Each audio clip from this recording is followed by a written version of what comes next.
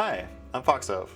So it's been about a month since Ogre dropped for Uni 2, and as seems to be the case with every new Uni character not named ST Phonon or Kuon, they've got some problems. This is pretty normal. It tends to be that Uni characters are released just a little bit underpowered and then get smoothed out over some upcoming patches. So same thing for Ogre.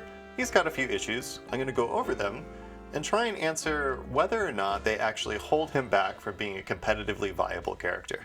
Okay, but first off, I owe you an introduction. So what does this character actually do?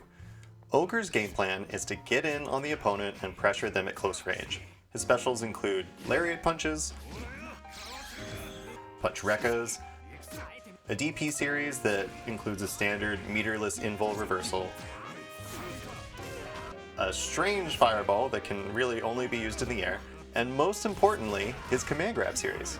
Ogre's command grab, which always side swaps with the opponent, gives him access to his main mechanic, which is placing a bomb on them that gradually ticks down towards detonation. Bomb has some cursory similarities to other set play items in Uni, but some aspects are totally unique. One element that's pretty familiar is that, at least in the early part of the countdown, if you hit or successfully throw Ogre, the bomb just goes away. However, one major difference is that if a throw gets teched, either by the opponent or by Ogre, the bomb stays and the countdown keeps going. There are some other setups involving a plus on tech throw that can be set up, like with Chaos, but there's no special timing required for Ogre. Teching just never influences it, so Ogre can opt to play lame kind of in the style of Seth with his orb, as long as he doesn't get TRN'd. The bomb countdown is pretty long, about 5 real-world seconds. In the final second, there's a special visual effect, and this is the final countdown period where the bomb will detonate no matter what happens, even if Ogre gets hit. This cranks the risk-reward really heavily in Ogre's favor, allowing him to run offense with less regard for the opponent's defensive options and potentially even setting up full combo trades with them. This late countdown is the true win condition, and he can layer in strike throw or high-low, including the fastest standing overhead in the game. Because the bomb can't be blocked in the air, he can even set up pseudo-unblockables using either his metered command grab or command grab cancel to chain shift, and those can even loop into the same situation as long as he has the resources. So all of this sounds great, but what are the problems? Or rather, what were the problems? See, since his release, patch 1.22 has come out, and a few of those major problems have been completely fixed, completely addressed. So what were they? Well, one of these, definitely the worst, was Ogre could not use his metered pressure reset because the opponent could just shield him out, especially in the corner, and punish him for going for it. So anytime he did something unsafe to the opponent in the corner, he couldn't use meter to be safe. Another big deal was bomb not persisting through infinite worth animations. So whenever you spent 200 meter, if you had a bomb on them, it just went away.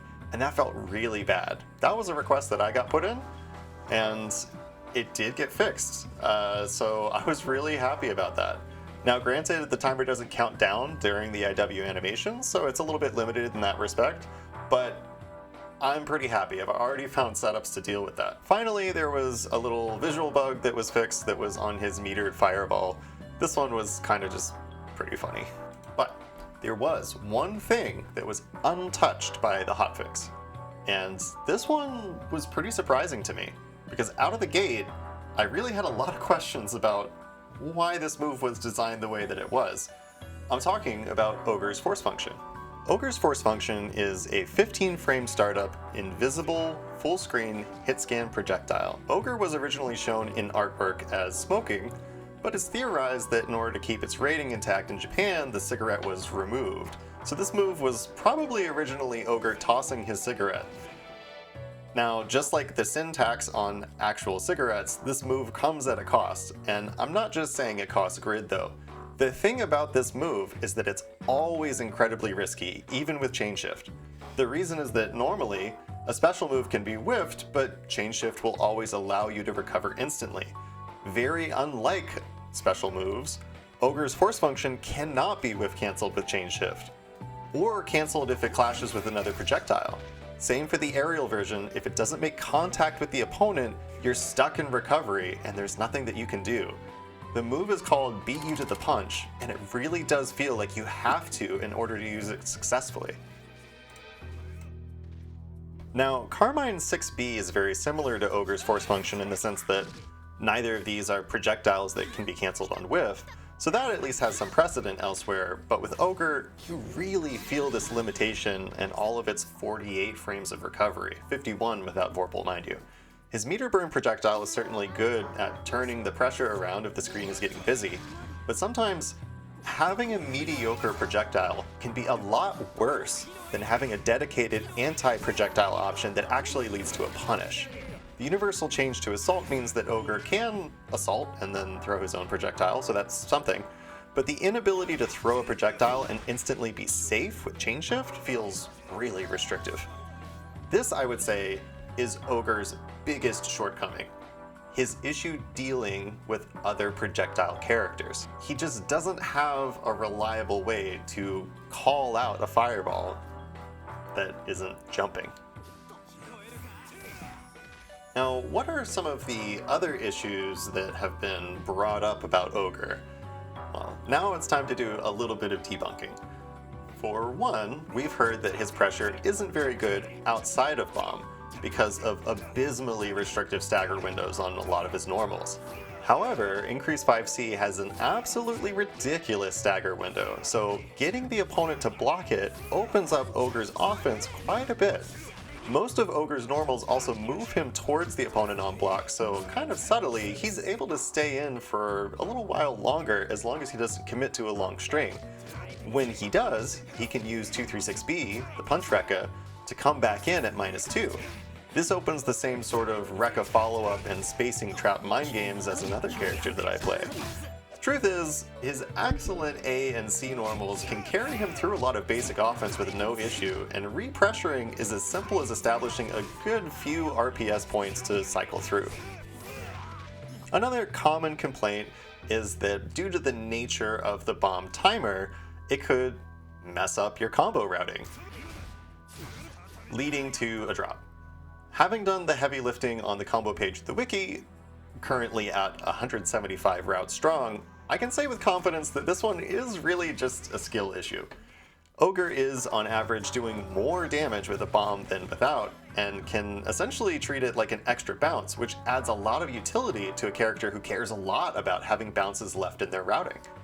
However, if you were to show someone a list of Landrekia debuff routes all doing slightly more damage than their non-debuff variants, I don't think that you would hear the same degree of complaining, not to mention Seth Orb, Merkaba Worms, Stray Batista Gems, and so on. Set play components often come with some kind of logistical drawback, and Ogre's is well worth the extra effort. There's even the option to manually detonate the bomb early if the timing is just too off, which is still doing more damage than the simpler non-bomb counterparts. There are some other smaller nitpicks that I have, like the damage on 236 being kind of underwhelming, the poor frame data on J2C, his dive kick or dive punch I guess, the intense proration of C command grab, but ultimately all of these issues pale in comparison to the strength of his win condition, and more generally the strength of being a character that can close out a round with a command grab into dumping resources. Strike throw is really central to Uni 2, so a character that can force a game-losing guess when they are up close is really scary to run into. So do I think that Ogre is competitively viable? Currently, today? Yeah. I think if you want to put in the effort to optimize the stranger aspects of his kit, you're going to be rewarded with a really good win condition that backs those up. I think it's fair to say that Ogre is not some top tier character, could probably stand against some buffs in the next patch, much like the other new characters not named Kuon have. And when those inevitably roll out, that'll be real exciting, but I don't think that you have to wait on those if you want to just get going. All you need is a 5A, a command grab, and a dream. Well, and having some combos also helps. Thank you for watching, hope you've enjoyed. I want to do a full breakdown of Ogre, like a full character explanation and guide, so give me a little bit of time on that. That one is going to take a little bit of time. This video actually was a just 45-minute rant, so I feel like I've done a pretty good job paring it down. Hopefully I can do the same thing for the full character guide and keep it Nice and succinct. Alright, that's it. Peace.